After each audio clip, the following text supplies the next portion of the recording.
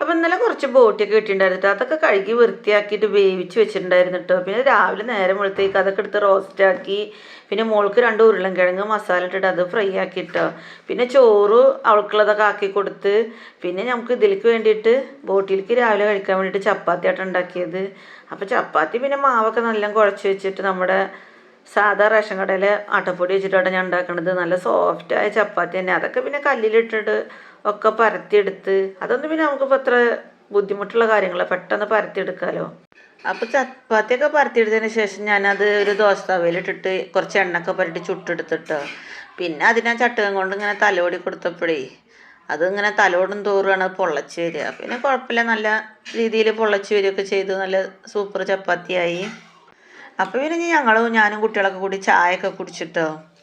പിന്നെ ഞങ്ങൾ വീഡിയോ ഇഷ്ടപ്പെട്ടാൽ ലൈക്ക് ചെയ്യുക, കമൻറ്റ് ചെയ്യുക, സബ്സ്ക്രൈബും ചെയ്യണേ.